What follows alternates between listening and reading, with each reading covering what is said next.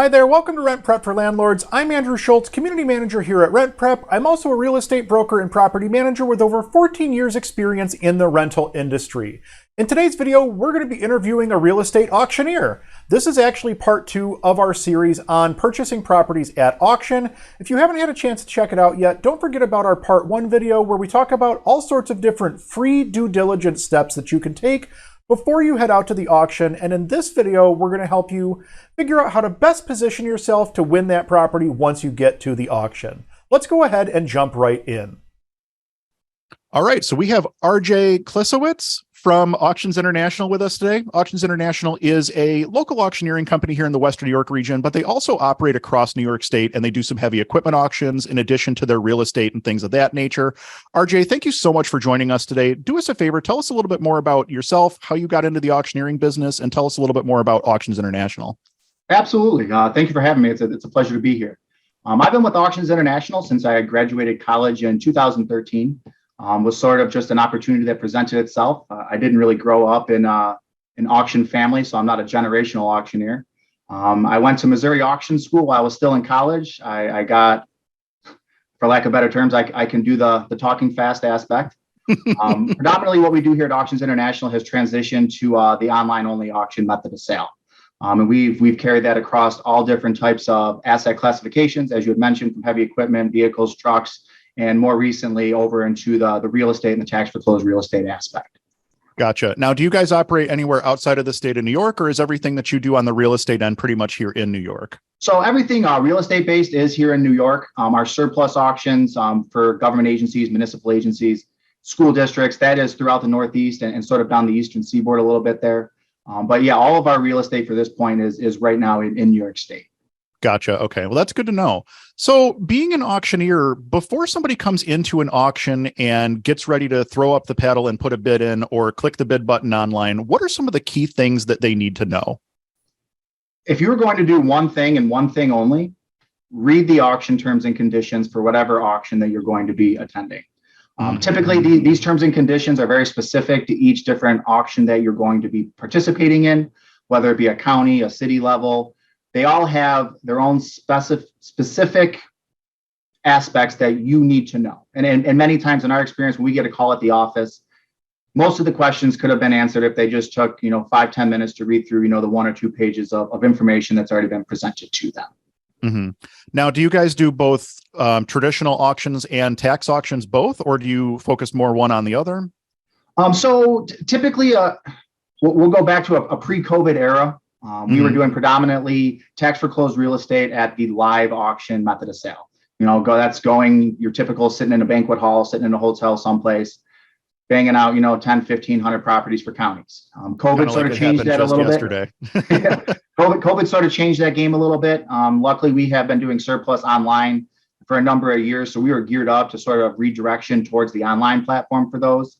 But COVID also threw in a couple of, restrictions for the foreclosure aspects with memorandums and moratoriums in place from the state level.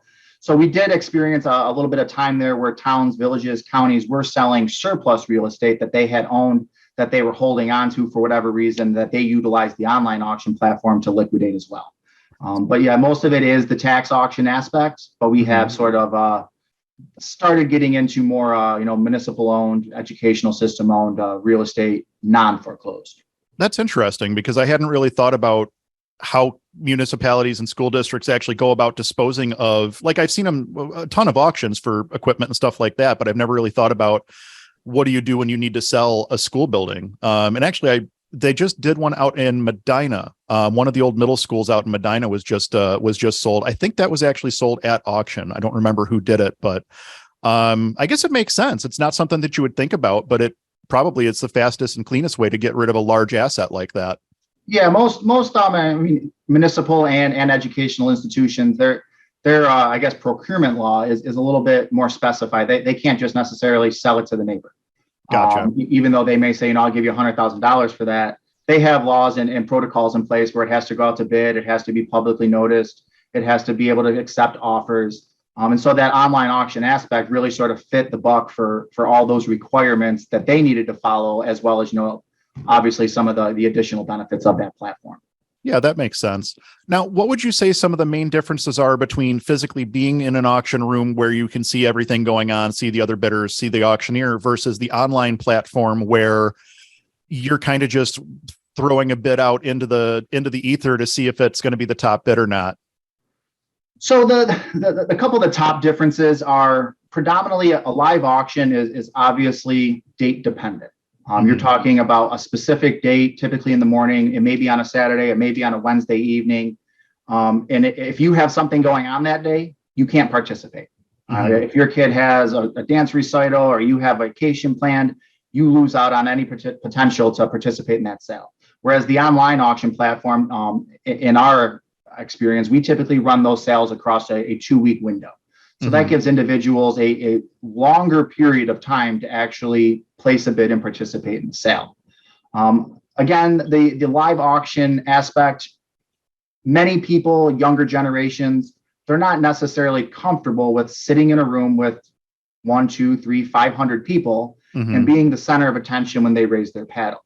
You get stage fright, people have anxiety. I mean, it's just sort of a generational change in public settings, where that's all eliminated in the online platform. Online, you're sort of hidden behind the anonymity of a username.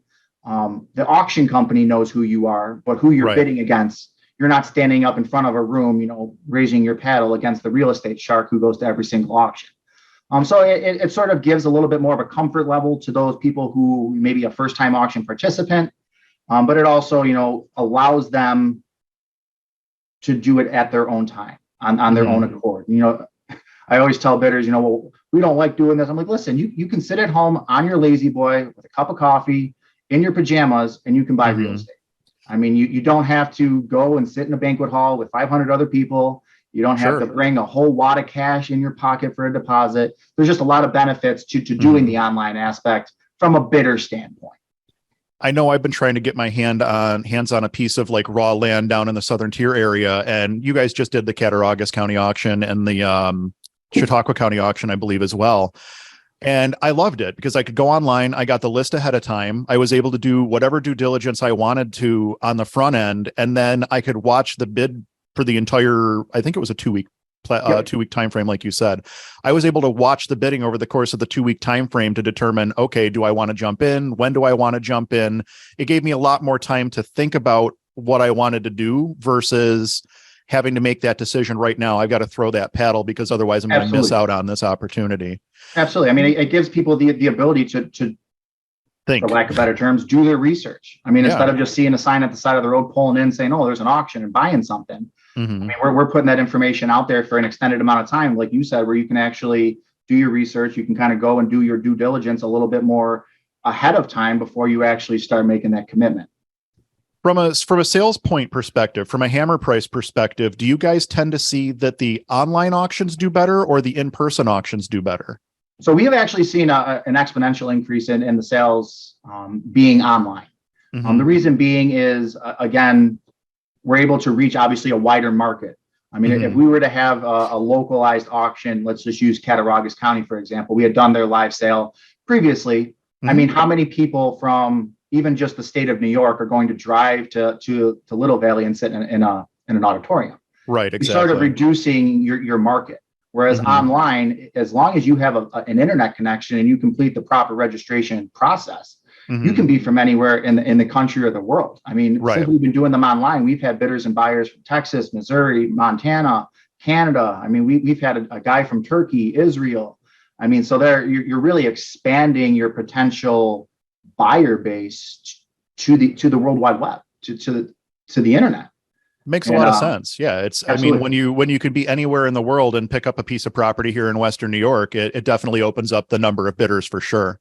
And I think that there are a lot of people who will, especially with like land and stuff, they'll buy it on spec just because if they think the price is right, they might buy it on spec and then hold it for a couple of years before it winds up back in another one of your auctions. No, absolutely. And I mean, and we see that, there's quite a few of our Canadian buyers who they're not really buying too many houses or buildings. They're just buying vacant land.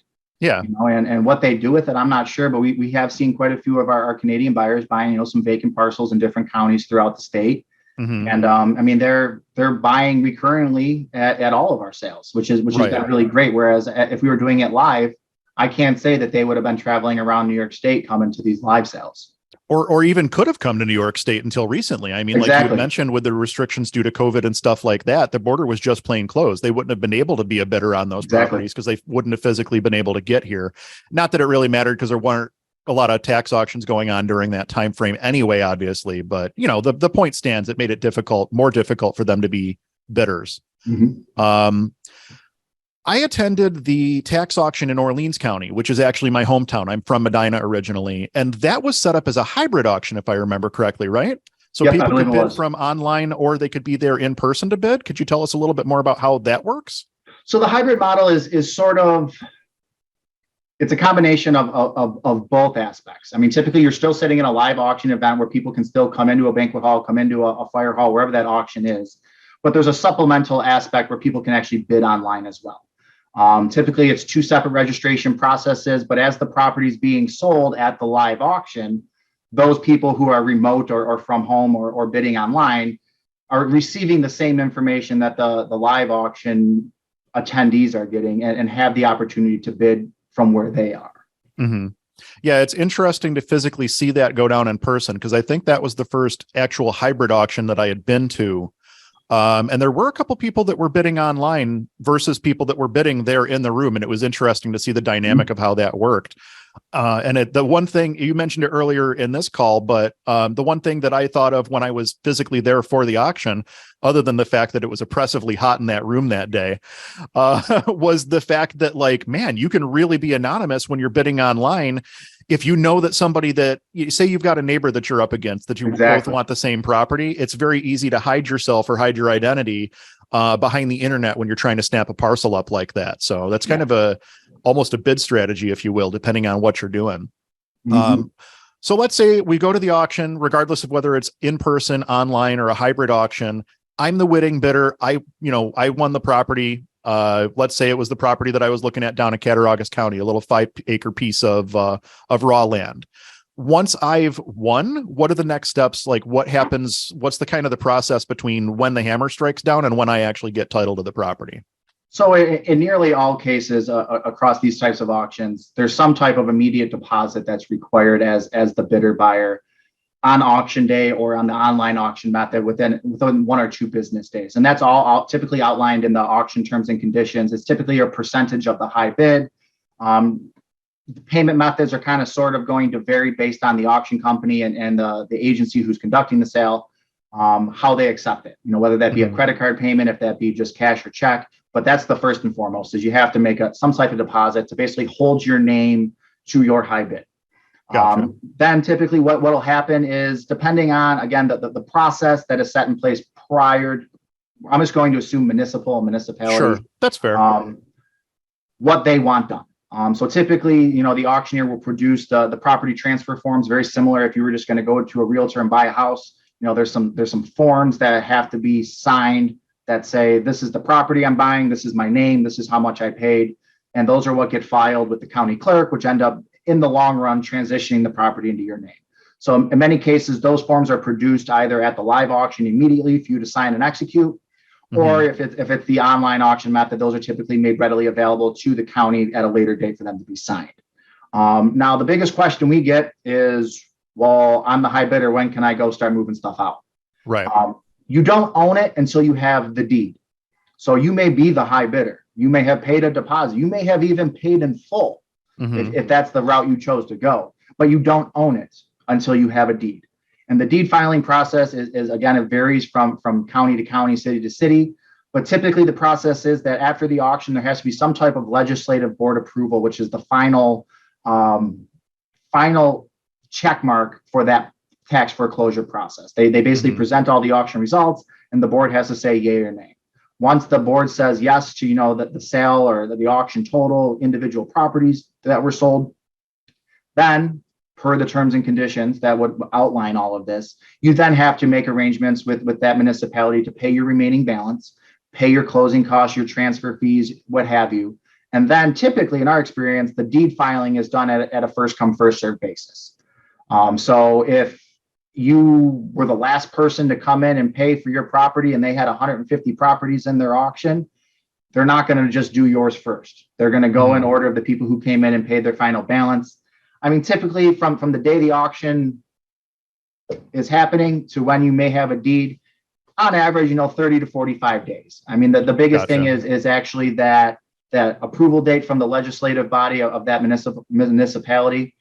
And then from there, it's just getting down to the county or the city, wherever you're participating in that sale, paying your remaining balance, paying the clerk fees, and then they handle the deed filing process from there. What type of deed do you actually get on an auction property? So in all the auctions that we do, tax foreclosure wise, you're getting a quit claim deed, which is in the deed world, it's the most open. I mean, basically, you're not getting a warranty on it. It's not a warranty deed. It's a quit claim deed. And basically what that is it is a transfer of ownership from person A to person B, plain and simple. And that's the most common for the tax foreclosed auction process here in New York. And the property conveys from the previous owner to the new owner. It's not like it conveys, there's not a double recording here. It's not going from the previous owner to the municipality and then back to the new owner. It's from one to the next, essentially. Again, that varies county to county, municipality to municipality. We do some sales for counties where they actually take title to all the properties that we're going to be selling prior to the auction. So they've already done that. The county has acquired them in the county of ABC's name, and then they transfer. It's, again, that's very dependent on that individual county or city's utilization and what article of the real property tax law that they're utilizing to fulfill their tax foreclosure process. But I would say more times than not, the transfer goes to the county first, and then from the county to the new buyer. Is the county doing any sort of a title search, or is there any kind of a title insurance policy that's coming down the pipeline on these properties? Or is that something that the buyer needs to take care of before, during, or after the transaction? Yeah. So no, everything at these auctions is as is where is. So basically, for lack of better terms, you're getting an address, a tax ID number, and then you're bidding on it. Everything else is at the buyer or the bidder's own cognizance on what they want to do. Some people, they don't care about it. They just want the property and they'll go on. But I mean, if you wanted any of that specific type of recording on the property, that would be typically at your own cost, at your own expense, on your time to fill that out. Right. So they're not getting a title search. They're not getting title insurance. They're not getting a survey. All of that's going to be on the buyer to take care of after the closing, essentially. Correct. And I mean, in some cases, some of that information is available at the county. I mean, if you go to the county clerk's office or the real property office, I mean, they may have a survey that was filed at some point, and that's public record. I mean, you're more than welcome to go take a look at the records that municipality may have in their files. But as far as anything new coming, the tax foreclosure process is not going to necessarily provide that to you. Now, I know some counties, they have abstract companies that they have relationships with. That, again, the county's not providing it, but they say, you're more than welcome to contact, the contracted abstract company for the county and see if they can do anything for you. Gotcha. Now, is that something that a lot of people do as part of their due diligence, is get a title search run, or is that something that you're finding most people just wait until they actually have the property under wraps before they make that money commitment? I mean, in our experience, I don't see too many people doing that before or during the auction process. Now, there is obviously a lot of unknown. I mean, especially being, let's just take the online auction process. I don't see any of these people. I mean, for the Chautauqua County auction, we had almost 850 bidders. Besides the few of them, that were in the county that I grew up in, I don't know them. So I don't have a chance to talk to them and see if they've done it, if they're going to do it. But I would say more times than not, people aren't actually going through the title search, title process. Which is, to your own prerogative. Again, and, the whole point of the sale, it's an as is, where is auction. You're basically getting it however it is. And in many cases, you don't even know what the inside looks like. So, I mean, there's a lot of, I guess, risk reward decision making that a bidder buyer has to make in their own soul before, doing one of these auctions. Yeah, that would make sense. I think that a lot of people underestimate the amount of risk that they take when bidding on auction properties. Like you just said, a lot of times you're not getting interior inspections. City of Lockport, I think, gets interior inspections on some properties in their auction, but it's very, very uncommon for you to see the interior of a property, like a tax foreclosed property, prior to actually going to the auction. A lot of times, if it's like a one-off property, I've seen where you get interior access, but those typically aren't a municipal or a tax auction at that point. That's more of an estate sale or something along those lines, usually. Yep. I mean, we only personally, our company, we only conduct an open house opportunity for one county, Chemung County. And that's basically because they take title of the properties ahead of time. And then, we're able to go in those buildings that are vacant or empty. But that's the only county that we actually do that for. Interesting. And it really is up to the buyer to make a gut call on what they want to do. Right. And I mean, you have to understand that the inside may not be there. Or, it could be, may not be there. Granite, it could be and way marble worse. and mahogany wood. I mean, you don't know. And that's where it comes down to you as a bidder buyer, kind of going through your own due diligence and answering questions you have to the best of your comfort level before you start, raising a paddle or clicking a button to be on the hook for, in some cases, a couple $100,000. Yeah, that due diligence step is so critical. And I think a lot of people either underdo it or just fail to do it altogether. And typically those are the type of properties or the type of people that you find they don't do real well in real estate without doing the due diligence on the front end. So when you have a property that's gone to auction, and we'll continue right down the path of municipal, a tax foreclosure auction, someone else owns that property. Do they have any time or period with which they can redeem the property even after it's been auctioned off, but before you close on it? Or once that hammer strikes down, is that basically the end of their ability to reclaim that property, if you will? So in nearly all of our county municipal auctions, there is a redemption period that is pre-established by that county, that city. Typically, that redemption period is prior to our involvement. For example, Ontario County in the Finger Lakes area, their last day to redeem, I believe, is right around end of July 25th, up in that area. So basically, into February, that's the auction list. But those redemption dates are known to the homeowners, to the property owners, to anybody who has an interest in that home. That's part of the process. We were talking about the legislative approval being the last check on that process. Part of the initial stages of that process are sending out mailings and certified letters. And this is all things that the county does to the homeowners, to people who hold an interest in it, saying, hey, listen, we have outstanding, real property taxes. If they're not paid by this date, the county is going to move that property along to the auction process. But in some cases, I mean, they don't necessarily have a preset date, and the property owner can redeem their property up until, the day the auction closes. But more times than not, it's typically, weeks prior to the auction process. And at that point, the only time things really get removed from the auction is if there's some type of court order or bankruptcy filing of some sort where, legally it has to come off. Something that basically, I call it the stay of execution, something that basically prevents it from going on the auction block. Yes. As a buyer at any of the auctions, whether it be in person or online, do you need to have a real estate agent that you're working with or an attorney or anything? Or is an auction process something that can be done kind of basically between you, the auctioneer, and the municipality? So you're not required to have an attorney or a real estate agent be there to represent you in any way. However, you are more than welcome to do that. That's on your own. If you'd like to hire a realtor or hire an attorney to come with you to the auction and go through the process, by all means, you're welcome and encouraged to do that, but it's not necessary. Typically through the auction terms and conditions, and when you register for the auction, there's an acceptance of the terms. And typically in those terms is a section that says, by signing this or agreeing to the terms, you're going to allow whoever from the county, whether it be the county attorney, the county treasurer, to basically close on the property on your behalf. So basically, you're still going to have to sign your name on some dotted lines, but they're going to actually move the paperwork around and close on that for you.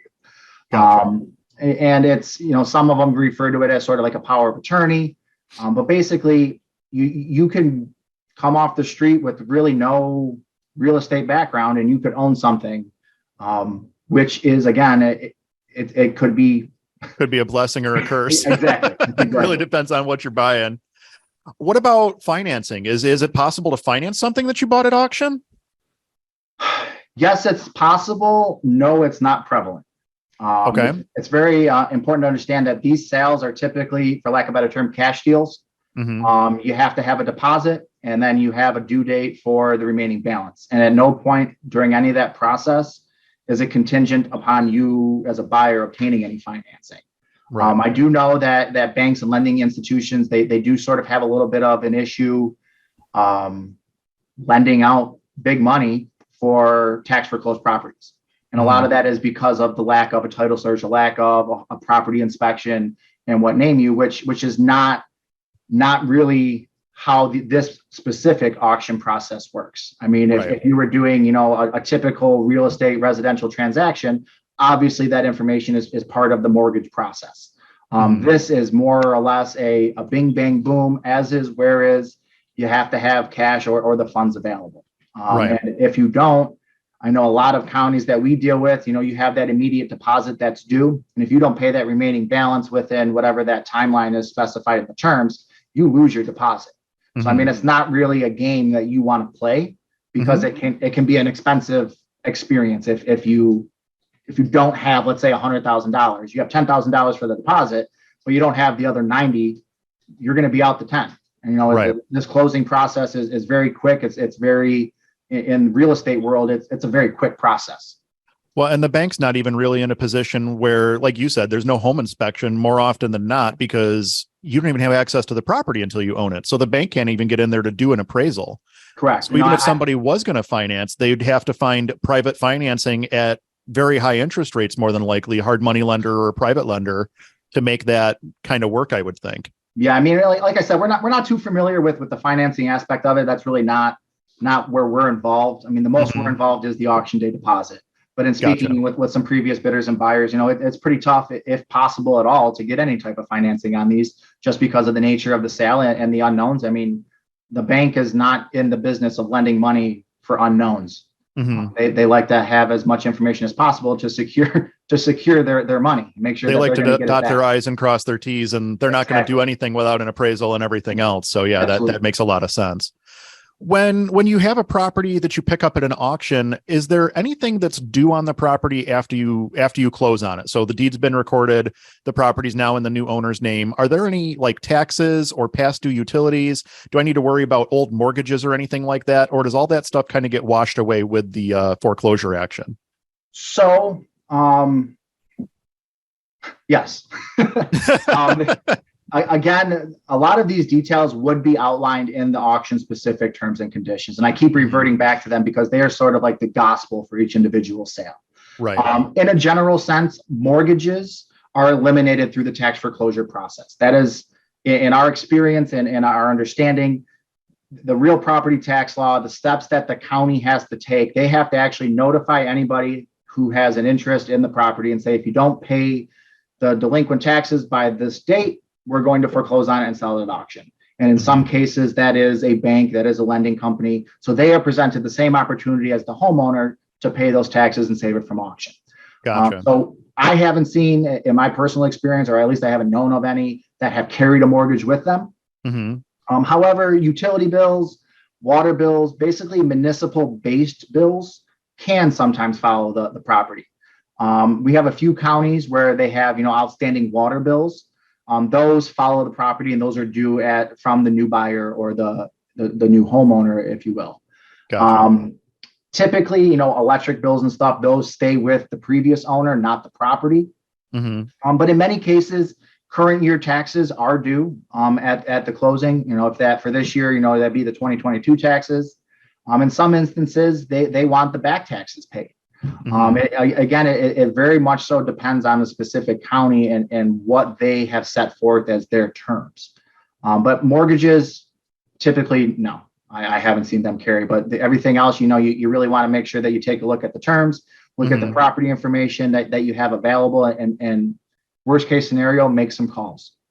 Make sure that you're not walking into something that you're unaware of. Gotcha. Yeah, that makes a lot of sense. And it all boils back to kind of like you said, that doing your due diligence before you show up to the auction or start clicking buttons online to make sure that you're covering your bases and not biting off more than you can chew or something like that. Absolutely. So when you are in the process of purchasing one of these properties, at some point you're going to want to insure it so that you have some sort of protection on the asset. At what point should you pick up an insurance policy? Should you do it, the day that you put your deposit down, or it's not yours until the deed records, but at what point should you grab an insurance policy? I mean, again, that's all going to be 100% personal preference. Mm-hmm. And you have to take into consideration who's going to insure something that you don't necessarily own yet. True. Yeah. So you may have difficulties finding a writer to insure something that you might own, or you don't own yet. Right. So, I mean, again, we're not really involved with the post auction regard. But I mean, I can tell you that an insurance company is not necessarily going to say, all right, we're going to insure this house you bought for $1,000. We're not going to insure it for $100,000, even though you don't own it. If you find someone that does, I mean, use your own judgment. Talk to your attorney if you want to do that. But typically, the insuring aspect of it isn't going to happen until you have that piece of paper saying it's yours. So basically get the ball rolling right away so that the day that you close on the property, you can put insurance on it and make sure that you're covered, essentially. Absolutely. Being proactive is obviously always a good call. If you know the high bidder, you paid your deposit, you talk to the county, you want to start calling companies to insure and say, hey, listen, this is what I'm doing. This is the property address. I anticipate closing on this day. Let's get everything set in stone. So once we do it, I can come down, sign the paperwork, and have it good to go once I own it. Gotcha. Okay. That makes a lot of sense. I think this is probably coming up on the last question here, and I'm kind of trying to get a peek behind the iron curtain here. Are there any bid strategies that seem to work better or worse for people who are out there? Maybe they're getting ready to bid for the first time. Is there something that seems to work better, especially with like the online auction? Should you be aggressive early, be aggressive late? What seems to be the best tactic that you're seeing out there right now? So the online auction process is, you see all different people who have all different types of strategies. Our auction specifically, we utilize what's called a dynamic end time or soft close. So what that means is there's a countdown timer that ticks down for each property that's going to be sold. And when that timer gets down below 1 minute, any bid that is placed extends that bidding process up to a full minute. Oh, okay. So unlike an eBay style auction where if you place a bid at the last millisecond, you're the winner. Our model sort of mirrors the live auction process. People can actually compete back and forth. And more times than not, in other words, more times than not, that happens. The bidding extends. So you see a lot of people who will wait to the last second and bid and bid and bid and bid.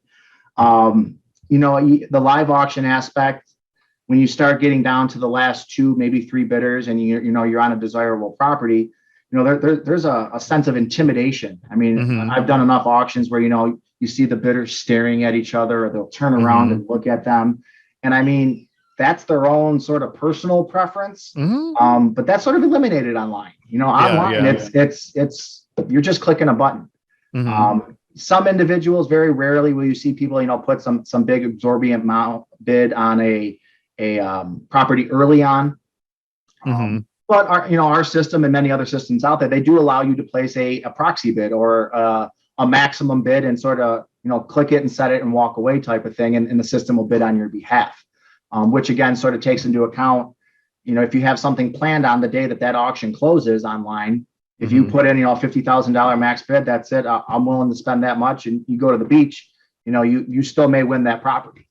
But at the end of the day, it sort of comes down to personal preference. More times than not, people kind of tend to wait to the last, 5-10 minutes, hope they're going to catch people snoozing. Problem with that is a lot of people do that. So now you're all there at the same time. I mean, that's been my strategy on the online auctions. I mentioned I was trying to grab a piece of raw land down in Cattaraugus County, and I was watching a few of them, but I watched them the entire time. So by the time we got to the point where I was getting ready to start bidding, the properties had already kind of climbed to the point where I wasn't willing to spend that money. So it's kind of interesting to see who bids early, who bids late. And I know in a lot of instances, especially on the I think it was either Cattaraugus or Chautauqua, I can't remember. I saw that one person had bid on a ton of different parcels, early on, and then by the end of the auction they had won maybe like 1 or 2 parcels. Most of the stuff I think they threw early bids as a shotgun approach just to see what would stick. Yeah. And yeah, I mean, I guarantee they didn't do any due diligence on anything. It's highly dangerous to do something like that, but that was their method. Yeah. And you get some of those people who they might go on everything and just bid $1,000, right? And in their head, they're assuming that they're probably going to get outbid, but they would pay $1,000 for it. Mm-hmm. And that's like, I guess the shotgun approach is probably the best explanation for that, methodology of it.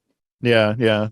Now, is there anything else that people need to know before they come out to an auction in person or start bidding online? I mean, we've touched on the due diligence quite a bit, but is there anything else that you really want to let people know, or something that you want to reiterate before somebody makes that move to say, all right, I'm gonna jump into the ring, I'm gonna make that bid? Yeah, I mean, just a couple things. The first one, don't be afraid to pick up the phone and call some of these towns, call the villages, call the code enforcement officer. Ask some questions. I mean, the auction company, they're only able to provide, so much information. But don't hesitate to call that local municipality and say, hey, this property's up at auction. I'm interested in it. Is there anything I need to know? And they may say, oh yeah, well, it's condemned, or it's got rats, or it's beautiful. I mean, don't be afraid to make those calls and kind of get some information for yourself. Another thing, be very cognitive that if there's not an open house opportunity, you can't go on or in these properties. Yeah. A lot of people seem to think that they can just walk around these properties. Yeah. And in some instances, there's people living in them. Yeah. If you're out in the country, that's an open invitation to get shot, depending on where you're walking around. Absolutely. Very dangerous. And we always, tell our bidders on all of our sales, you're more than welcome to drive by, but we call it a roadway or a sidewalk inspection. You stay on public land. You can't be walking around the house, looking in the garage. You don't own it, and it is quite literally trespassing. And I know some of our counties on the auction signs that we put up, they've actually asked us to put no trespassing, which then in turn gives them legal ability to prosecute if they do catch someone trespassing, because it's a posted property. So just keep that in mind. And then I guess the one other aspect, post-auction, you're buying the real property. You're not buying the personal property. What that means is you get to a house and the garage has a Corvette, it has a boat, it's got furniture, couches, dishes. You don't own that. You bought the house. Right. Okay? You bought the real property, you brought the structure. Contact your attorney, contact the local sheriff's department, and go through the proper protocols on disposing of that abandoned assets. What you don't want to happen, and what I've heard has happened early on in my career, they get the deed, they go in, they take big old container dumpster, and they start hoofing everything. Right. A week later, the old homeowner comes back and goes, yeah, I'm here to pick up all my grandma's antique furniture. Right. What antique furniture? We threw it all away. You know what I mean? So you're not purchasing any of that personal property. Now, may you end up with it at some point? Maybe. But you have to go through the proper channels to get rid of that stuff. Right. Yeah, that's good advice. It's very important to understand, because you could get yourself in some serious legal issues if you start selling someone's car because it was in the driveway. It's not your car. That same advice applies to evictions too. I know we're not talking property management here today, but yeah, there's a process for disposing of personal items once someone's been evicted or foreclosed on, whichever. And not following those procedures can wind you up in some hot water. So that's good advice for sure. And you brought up evictions. As I mentioned, in some cases, people are living in these homes. And we've had some situations where after the auction, quite literally, this was back when we were doing live auctions, get a call during the live auction that somebody's there kicking them out of their house. This is, wow. We're still selling property in the banquet hall. And we get a call from some little old lady saying someone's here kicking me out. Yeah. So again, in that regard, you don't own it until you have a deed. Right. And you don't get to just go up there and tell people to get out. As you mentioned, there are eviction protocols that you still have to follow, even though you know nothing about the tenant. Right. And our advice to bidders is to be humble. For whatever reason, whether or not they're renters or they own the property, they're being displaced from their home. Right. And be humble about it. I mean, you get a lot further in life when you don't just go up screaming at people and pointing orders. Mm-hmm. After you get the deed, or I mean, even after you pay your deposit, if you want to have, a civil conversation with the tenant or the person there, hey, I won your property at auction. I plan on closing on, what are your intentions? What do you want to do? Right. And handle it the right way. I mean, you get further in life not being a bully. Yeah. But don't just show up. I think sometimes investors forget that there is actually a live human being or a family of live human beings at the end of every real estate transaction. Absolutely. And yeah, we approach things oftentimes with a mechanical or a financial mindset. And we oftentimes forget that, yeah, there is a human at the other end of this thing that we have to deal with, and they are being displaced. And that is something that's worth noting and worth making sure that you take some care with. So it's good that you mentioned that as well. And I mean, if you play your cards right, that person may be your income stream. I mean, right. If you're an investor, I mean, the point of buying is either to flip it and resell it, or you're going to rent it out as, a supplementary income. If you already have somebody who's lived there for 20 years, the house is in decent shape, and you have a civil conversation with them, down the line there, they may just stay in the home and be your long-term, renter. Yeah. I mean, but you can't burn your bridges before you get there. I mean, No, being humble and kind is always a beneficial approach. And it goes a long way. It goes so far to just approach people with an open mind, listen to what their story is. They may tell you way more about the property than what you ever needed to know or anything else. But I mean, ultimately, they're the ones who have lived there. They've experienced that property, and they're going to know more than you do going into it for sure. So, and having a good conversation with somebody is always going to put you in a better position than being antagonistic from the jump, essentially. Absolutely. No, that's awesome. Thank you so much for that. Absolutely. Just getting ready to wrap things up here. RJ, I appreciate you taking the time to talk with me today. This has been excellent. There's a ton of great information in here for anybody that's getting ready to go out and bid at an auction. If somebody's looking to bid on something here in New York, either a piece of tax foreclosed real estate or heavy equipment, you guys do a lot of heavy equipment and stuff like that. How do they go about finding you guys? What's your website? Things of that nature. Our website is auctionsinternational.com. That's auctions with an S, international spelt out.com. We have a Facebook page, Instagram. All of our auctions are sort of real estate based, are posted everywhere. We're trying to get as many people to participate as possible. But take a look at our website. We have, some informational videos on how to actually get yourself registered, what the bidding process looks like. I mean, for all of our real estate sales, we go through and put some tutorials together. We've even gone ahead and started putting in a test box. So once you are approved to bid and have an account, you can actually see what it's like to place a bid. So, I saw that. I noticed that on the last one. Yeah, go take a look, play around, get yourself registered. One thing I will say for our real estate sales, there typically is a supplemental, we call it an online bidder registration packet. It's a packet that encompasses all of the legal forms that have to be filled out for the auction. If you're at a live auction, you would typically sign them as you were registering. Online, there's an online version. You print it out, send it into us.